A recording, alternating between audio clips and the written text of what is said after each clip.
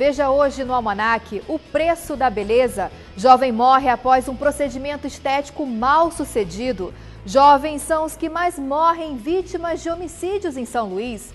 No sul do estado, professores são mortos de forma brutal após assalto. E tem ainda o Giro de Notícias e o Plantão do Esporte. O Almanac Guará, sua revista eletrônica semanal, já está no ar.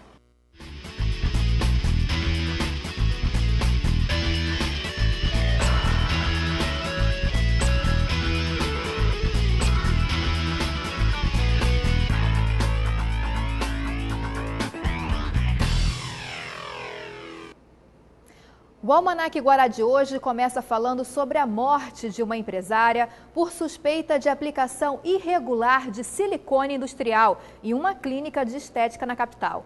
Segundo a polícia, os proprietários da clínica não tinham autorização da vigilância sanitária para funcionar e chegavam a utilizar até cola do tipo Super Bonder para fechar as intervenções cirúrgicas. A jovem Gleiciane Ramos Fernandes morreu após um tratamento estético mal realizado por Dione Silva Gonçalves, de 26 anos, natural de Uberlândia, em Minas Gerais, e o maranhense Marcos Luanderson. Eles se apresentaram a Gleiciane como esteticistas. Segundo o pai da jovem, ela teve parte da região das nádegas necrosadas. Foram 11 dias de sofrimento na UTI do hospital. Foi um sofrimento que eu não quero para ninguém. Minha filha sofreu e não pôde frisar o que foi que ela tomou, porque ela foi sedada, turbada e suspirando pelo aparelho. A irmã da vítima conta que Gleiciane chegou a indicar os serviços do falso esteticista. A amiga minha me indicou uma clínica de estética no Bequimão e uma pessoa formada, bioplastia é um líquido que aplica no bumbum e que empina e cresce na área. E Cris pesquisa na internet, aí eu pesquisei, realmente não faz mal.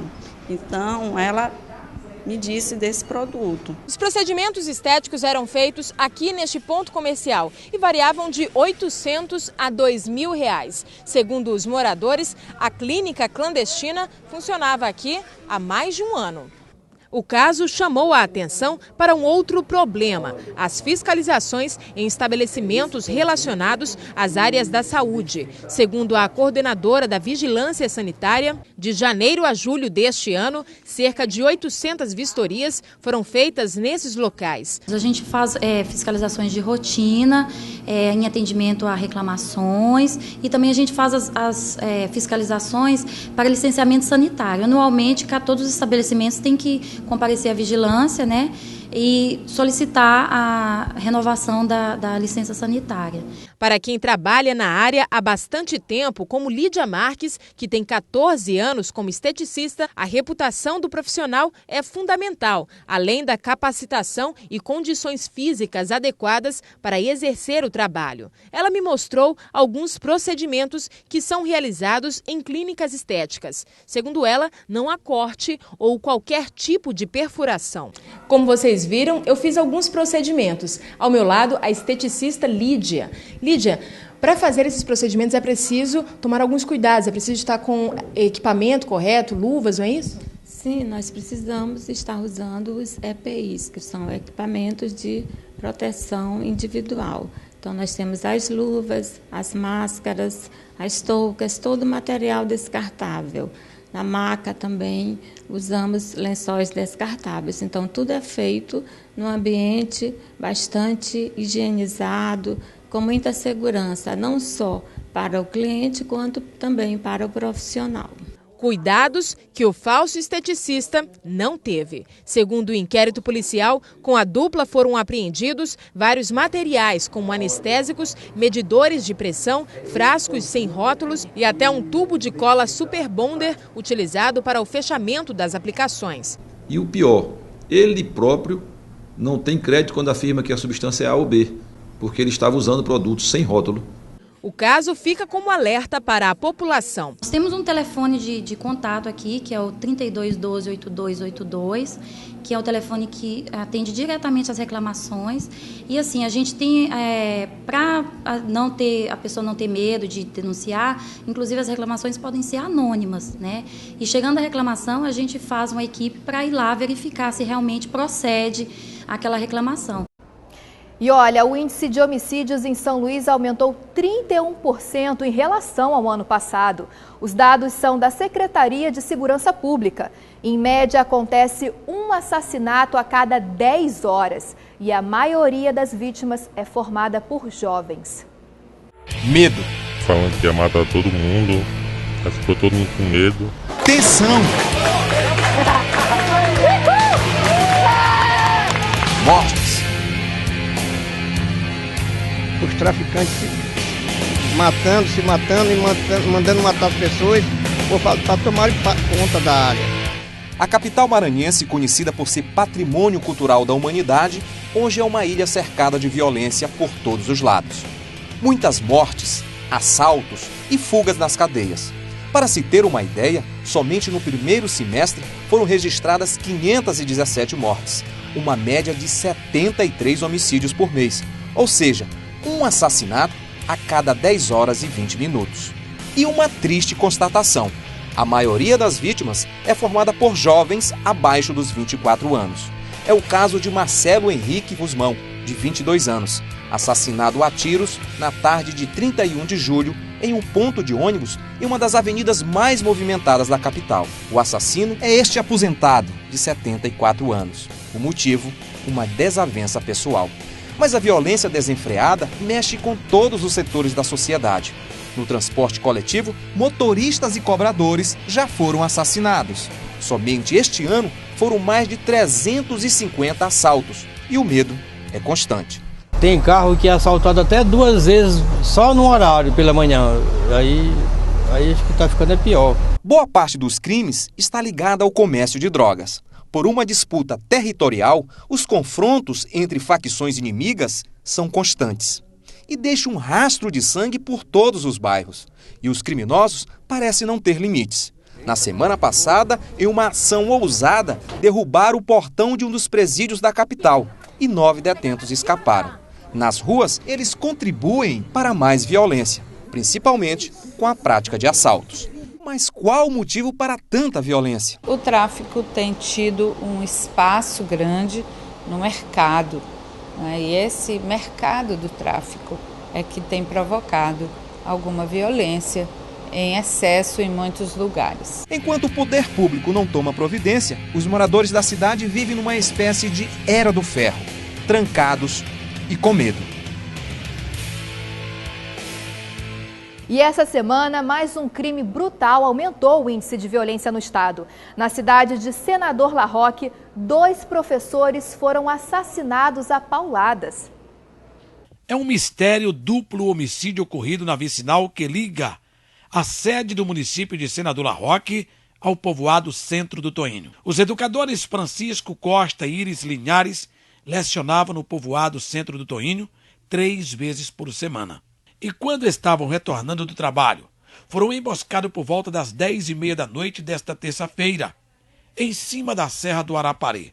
Os elementos usaram um pedaço de arame para emboscar o casal e depois assassinar os 2 educadores. E ainda roubaram uma moto Bros de cor vermelha em que estava o casal. E conversando com moradores próximos, afirmava que geralmente acontecia esse tipo de assalto. O presidente do Sindicato dos Educadores do município de Senador La Rocque chegou acompanhado do esposo da educadora, Dona Iris Linhares, e visivelmente emocionado, lamentou o ocorrido. É lamentável e tem se tornado corriqueiro esse tipo de coisa aqui, infelizmente. Essa pessoa é uma pessoa maravilhosa. A pessoa que fez isso podia ter só carregado a moto, não podia ter feito isso com ela. E você fica agora com a primeira imagem da semana do primeiro casamento entre pessoas do mesmo sexo no Maranhão. Os noivos Ruber Paulo da Silva e Armando de Souza oficializaram a união no Fórum Desembargador Sarney Costa, na presença do juiz Jesus de Souza Borges. Esta é a primeira união civil entre pessoas do mesmo sexo, depois que o Conselho Nacional de Justiça publicou uma resolução disciplinando os cartórios de todo o país a realizarem a união homoafetiva. Então essa é a primeira união homoafetiva aqui no Maranhão. Para Ruber e Armando, a união é um sonho concretizado que representa igualdade, já que eles ganham os mesmos direitos de um casamento heterossexual. E o Almanac Guará segue para o intervalo. Voltamos em instantes com um giro pelos fatos que marcaram a semana.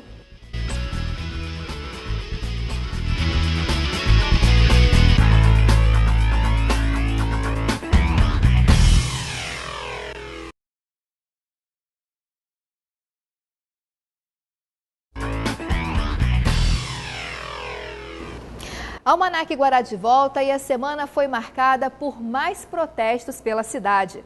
Vamos fazer um giro pelos fatos que viraram notícias esta semana. Moradores da Vila Tamer interditaram a MA 203, que fica em São José de Ribamar. A manifestação foi contra a decisão de reintegração de posse da área. Está prevista uma reunião de conciliação entre os ocupantes e o suposto dono do terreno. Professores que trabalham em creches de São Luís protestaram pelos salários atrasados há 8 meses. Segundo os professores, a prefeitura recebeu os recursos do governo federal, mas ainda não repassou para a categoria. A vereadora Rose Salles afirmou que esteve com o secretário de Educação do município e o problema já estaria sendo resolvido.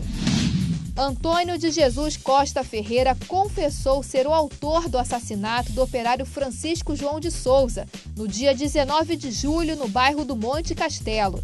O operário foi esquartejado e teve partes do corpo colocadas em uma mala. Após o parecer do procurador da República, Roberto Gurgel, pela cassação do mandato, a governadora Rosiana Sarney emitiu nota oficial afirmando que todas as ações do governo foram transparentes e dentro da lei, e que a eleição para o cargo de governador foi legítima. O senador José Sarney está com dengue e pneumonia, segundo o boletim médico do Hospital Sírio-Libanês. Sarney está internado na unidade semi-intensiva e, segundo os médicos, ainda não há previsão de alta. A governadora do estado, Rosiana Sarney, definiu o novo desembargador do Tribunal de Justiça do Estado do Maranhão. A vaga ofertada pelo 5º Constitucional pertence a Ricardo Dualibe.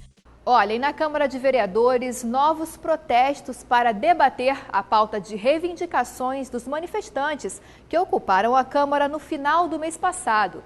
Outras informações com o repórter Joelson Braga. Cercado de muita atenção, o encontro entre os manifestantes que ocuparam a Câmara durante uma semana e os vereadores da capital.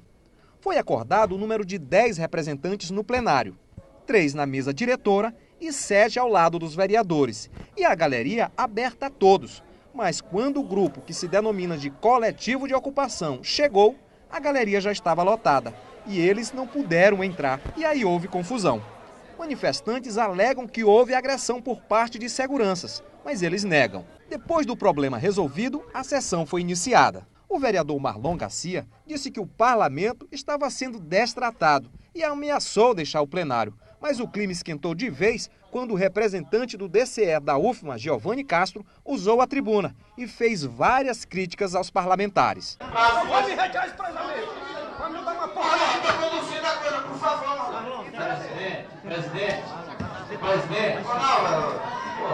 Este representante dos manifestantes disse que os vereadores se exaltam com pouca coisa. A gente não pode falar quase nada que eles se ofendem à toa. Assim, às vezes a população ela tem indignações que muitas das vezes são válidas e eu acho que deveriam ser respeitadas e ouvidas, porque é um direito de manifestação, é um direito de fala. Se você abriu para a população, você tem que estar apto a receber. Eu acho que quando você se elege vereador, você está apto a ouvir a população do jeito que ela fala.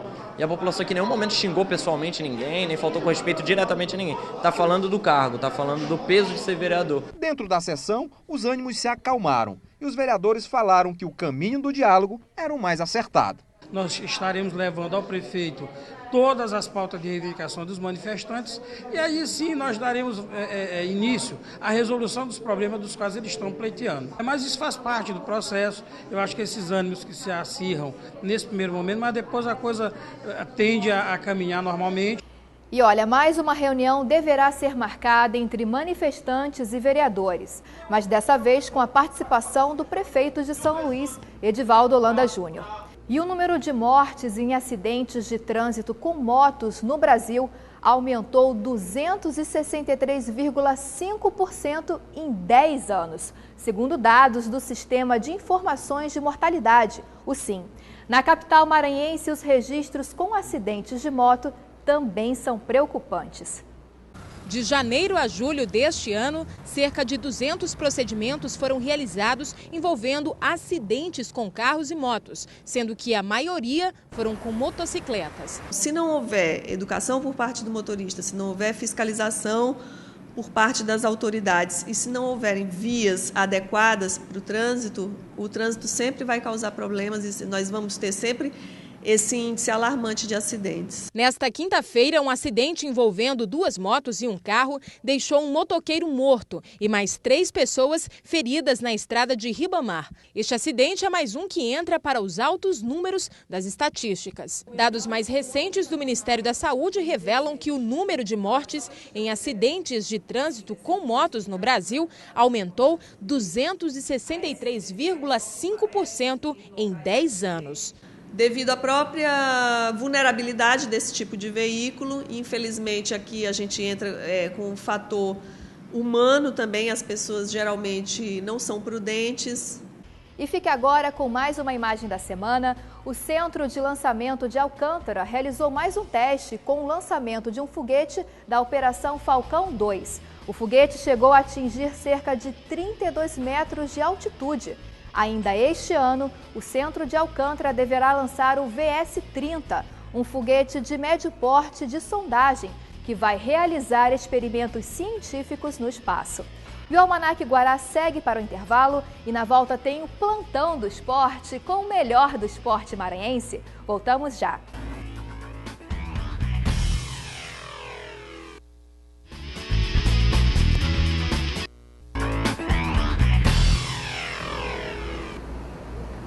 Está na hora do Plantão do Esporte, que começa falando sobre futebol. Amanhã o Sampaio joga em casa no Castelão contra o Fortaleza.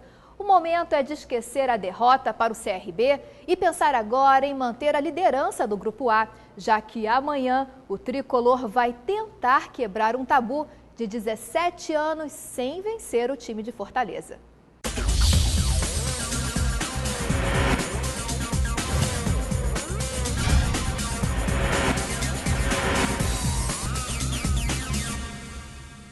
O time maranhense vai lutar para manter a liderança no Grupo A, mas a partida promete ser bem difícil, já que o Sampaio entra em campo com 5 desfalques. A notícia foi divulgada esta semana e confirmada durante o último treino do Tubarão. 3 jogadores estão entregues ao departamento médico e 2 suspensos por 3 cartões amarelos. Entre eles, o zagueiro Paulo Sérgio e o atacante Thiago Cavalcante. Mas o técnico Flávio Araújo está confiante. A situação agora coincidiu com o clássico contra o Fortaleza. Mas nós temos um grupo, um grupo de qualidade, um grupo de personalidade. E nós vamos entrar com 11, nós não vamos entrar com 5, nós vamos entrar com 6. Então nós acreditamos muito no grupo que vai ser escalado, que todos vão confiantes em fazer um grande jogo e continuar na liderança e, consequentemente, vencer o Fortaleza. O importante nessa Série C agora é somar pontos, o maior número de pontos possíveis dentro de casa, né? E esse jogo contra o Fortaleza é um teste muito grande para a gente saber se nós temos condições de chegar aí a esse grupo dos 4. O atacante Célio Codó confirmou a expectativa para a partida do próximo domingo. Não só eu, mas eu acho que toda a equipe vai entrar com a responsabilidade da vitória, né? E tem sido sempre assim. Nosso time, toda vez que entra para jogar, entra em busca da vitória e com certeza domingo não vai ser diferente e a gente espera sair com mais 3 pontos. Então, no futebol, amanhã Sampaio joga contra o Fortaleza às 7 da noite no Castelão e o MAC joga hoje às 18h30 contra o Ipiranga do Amapá, também no Castelão. E vamos falar agora sobre defesa pessoal. Como você viu no início do programa, cresce o índice de violência na capital. Além dos jovens e idosos, as mulheres também são os principais alvos dos criminosos. Por isso, cada vez mais, elas estão procurando alternativas para se proteger. E o Krav Maga é uma dessas opções em técnicas de defesa pessoal. A agressão contra a mulher é vista como um dos crimes que mais acontecem no Brasil. 56% da população conhecem uma que já sofreu agressão de um parceiro. O Krav Maga tem um programa específico para treinamento de mulheres com aulas voltadas para a defesa pessoal. Reflexos rápidos e simplicidade dos movimentos são as palavras de ordem para obter um nível excepcional de sucesso na defesa. Na tentativa de sequestro, você tem que agir de maneira rápida. Então, nesse instante, a libertação do seu pescoço, da gravata, você utiliza uma mordida para se desvencilhar, atinge a região genital e faz a fuga. No puxão de cabelo, você é puxada para trás, você faz o recuo, não usando força contra força e atinge diretamente as genitais. Eu também tentei aprender algumas dessas técnicas. Nesse caso, o agressor tenta me atacar com uma faca. Eu faço a defesa com o guarda-chuva. Nesta outra simulação, ele tenta me puxar pelo braço. A mordida e um golpe baixo podem me salvar. As mulheres, geralmente, elas têm menos força física do que o homem. Então, em Krav Maga, tudo vale. Vale você morder, vale você arranhar, atacar os olhos, chutar na virilha. São técnicas em que, na verdade, nenhum agressor consegue suportar a dor. Fiamma e Graça nunca passaram por uma situação em que precisaram usar as técnicas. Mas se acontecer, elas estão preparadas. Pode acontecer alguma coisa a qualquer hora, a qualquer momento. A partir do momento que você sai de casa, você está correndo risco.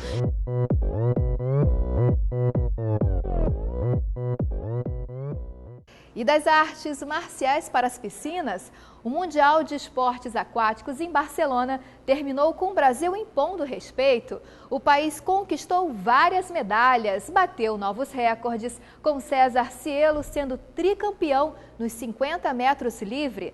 Aqui no Maranhão, nossos nadadores também brilham em águas internacionais. O destaque mais recente são dois irmãos, que devido às inúmeras conquistas, já foram até apelidados de Irmãos Fôlego. Não é à toa que eles são conhecidos como Irmãos Fôlego. Bruno França, de 17 anos, e Thaís França, de 15 anos. Eles trouxeram medalhas para o Maranhão na 17ª edição da Copa Mercosul de Natação, que aconteceu em Curitiba, no Paraná. Bruno levou as medalhas de ouro e prata, enquanto que Thaís conquistou uma de bronze. Com a nossa força de vontade, em primeiro lugar, que ele fazia natação por lazer. Depois a gente foi percebendo que nós tínhamos uma qualidade, no físico também, na força de vontade, na dedicação. Eles começaram cedo e a paixão foi uma motivação que partiu dos próprios atletas. Assim, a minha inspiração veio dentro de mim mesma, a minha própria vontade.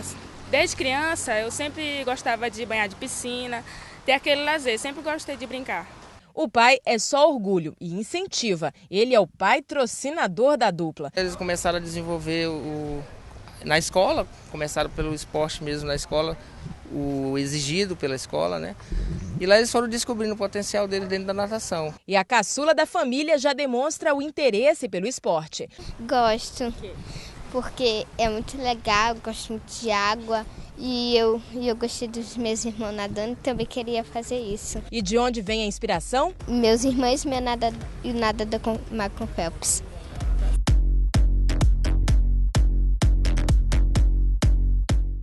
E o Almanac Guará termina por aqui. Aproveite este final de semana para renovar as energias, faça a sua programação com muito carinho e tenha um ótimo final de semana. Até a próxima. Tchau, tchau.